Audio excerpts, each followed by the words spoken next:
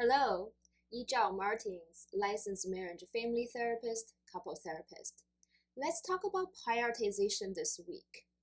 So, prioritization is a big chunk of work I do with adults with ADHD. And somehow, prioritization is very difficult for an ADHD brain. How so? Well, as you probably know some of this information, the ADHD brain tends to need immediate gratification because there's a lack of dopamine receptors in the brain. So they need immediate response when there's an action taken to reinforce that, to give them a sense of pleasure and satisfaction, which encourage them to continue to do the same thing. That's why video games is often very popular and welcomed by my ADHD clients. So they have a hard time when a task seems to be very repetitive. For example, washing dishes, for example, cleaning the toilet, or when a task that's perceived as very boring, for example, organizing the bookshelf, or pick up some laundry or dry cleaning from the cleaner. They don't get immediate high, the gratification and the excitement, that sensory-wise input from those activities. Most of the time, there are exceptions. If you're really into, cleaning the toilet, good for you. Or if the task is perceived to be too huge and too complicated, or they can't think about a way to complete them in a step-by-step fashion yet, they seem to overwhelming to them, that they also tend to shy away from those tasks. So as you can see, if you have a range of tasks in front of you, for an ADHD brain, instead of taking this thing that's very urgent, that need to be taken care of right away, that's very important, they may go for the easiest one. They perceive as taking the least amount of time, that takes the least amount of effort, and probably give them a sense of pleasure. So that's, again, depends on the person, but I think most people can agree with me that doing tasks is one of those tasks I perceive as with multiple steps and complicated, boring, tedious, and not give you immediate gratification. Unless you're one of those couples from fresh off the boat. Remember there's an episode, this couple finally got a babysitter, and for Valentine's Day, and when the kids come home, they find their parents doing tasks, and they're so excited about, oh, I got this. I'm saving some money for our family this tax season, and they're really excited about that instead of having a romantic date night. That's probably exceptional.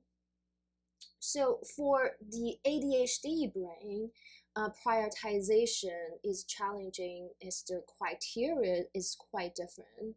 They really value how does it make me feel in the perceived future, and if it's worth it for me to do it to get pleasure. Is it important enough for me to really bite the dust and do it now? Does it give me a pleasurable immediate satisfaction, gratification? And is it feasible for me to accomplish in a limited amount of time? And should I get it started? Do I have enough motivation to get it started? Oftentimes, the motivation is hardly there, and that creates a challenge for them to start the project. And here comes the procrastination, which comes in hand with a hardship with prioritization distraction. So that's for the ADHD partner. If you're having more symptoms of ADHD, you fall more on this end of the spectrum of the ADHD continuum, you may notice that is your struggle. But do comment down below and let me know if I'm capturing it correctly for you, or if you have different opinions or experience. Everyone's ADHD is different, so I'm just generalizing what I see in my clientele and what the stories I'm hearing. So feel free to correct me and add your piece. So I actually want to focus on the non-ADHD partner, their prioritization. So, as you probably heard, I've been talking about I started a group for the overfunctioning non-ADHD partners to support them. And I noticed a lot of them are very interested in the group and they're really having a hard time to prioritize their own support and well-being and resources at a certain point of life. And I hear you.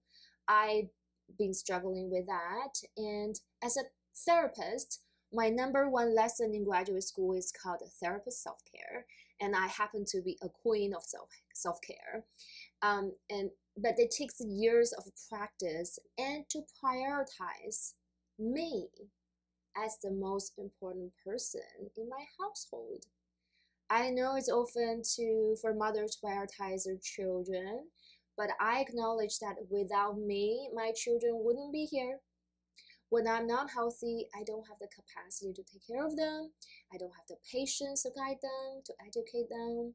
And when I'm not emotionally supported myself, I have a hard time to be there for my clients. I do get grumpy. I do get irritated as well with challenging clients when my bucket is not full. So, what is hard for someone who is overfunctioning and who doesn't have ADHD and who lives with an ADHD partner and maybe children with ADHD to prioritize? I notice there's a trend, and we tend to prioritize other people. We prioritize our children, partner, work, the tasks that need to be done, and our values when we prioritize tend to be number one, efficiency, which means can I get the most out of this? Can I spend the least amount of energy and resources and money to get the best buck out of this? Say, comparing dental insurance, health insurance to get the most economical and good ones on the marketplace. There will be one example. And number two, our value is number two, our priority is the importance of people we care about in our lives. It tend to be children, friends, family, loved ones, sometimes even clients. How many times, if you are a helping professional here, no matter if you are a therapist, you're a coach, you're a personal trainer, you're a massage therapist, you're a chiropractor, anybody who's in the health industry, how many times you took in a client or get on an emergency call because they need you, even though it's getting too full on your schedule of the day, and you just really want to be there to help other people because you're so kind and so loving and so giving. And number three is productivity. And a lot of times the over-functioning partner tend to want to be really fast in doing things, want to get as many things done as possible. If you have, say, a to-do list and you want to get done across as many items as possible. And even when you sit down, you're being very fast. You sit down and say, well, I have an extra 30 minutes before I pick up the kids. Let's see what else I can insert and get it done today. Anybody guilty of that? Oh, I know I certainly have done that before. And another value the non-ADHD partners sometimes do have is quality. That we really want to do it well. We want to do the best. We want to be the best mom, throw the best birthday parties. We want to be the most good-looking, youthful, healthy version of ourselves. We want to throw the best dish, for dinner parties, and we wanted to make our home environment the most comfortable and clean, and have pretty high standard as for cleanliness and organization a lot of times. And when you're living with a partner with ADHD and a child with ADHD sometimes, those standards really become a slave, become a lock for you and slave you to spend even the tiny little bit left time that you have for yourself to meet those standards. And there any truth to that or not? So everybody is different when it comes to prioritization, depends on your value, depends on your standard. So I invite you to do a fun exercise with me today. I am going to list a couple of incidents and examples of tasks, and you think about what is your value here. If you rate it as the most important thing to do today, from 1 to 5, 5 is this is really important, I gotta get it done today. 1 is, yeah, I don't have to if I'm not getting it done today, it's not a big deal. Or you can rate it with urgency. Urgency means that no, this has gotta go today. The deadline is today, cannot wait any longer. 5. 1 is, maybe this is important in the long run, but it doesn't have to be today. And the third criteria is the pleasure principle that our ADHD partners are so good at, right? So you think about, is it satisfying for me to do? How fun it is for me to do? Maybe it's a 5, super fun, and 5, super important, but 1, not urgent. So if you have a piece of paper or you like to do it on your computer, grab something, and when you're ready, I'm gonna start. I will just read out loud the task, and then you can rate it. Importance, urgency, and fun. All right, are you ready? Okay. So the number 1 is, if you have children, dropping kids off at school. Dropping kids off at school. How important it is to you, how urgent it is, and how fun it is. So I can share a little bit about my rating. I rate it as 5, really important. Children need to go to school, cannot be late. Urgent, if I'm in the morning, and everything else can wait. And that's definitely a 5. We gotta go, get to school on time. And I would rate it also as a 5, as fun, because I really like dropping off kids at school, either walking or driving, having a conversation, setting a yard, getting those hugs and high fives, seeing other children at the school, talking to the teachers a little bit, chatting with other parents a little bit.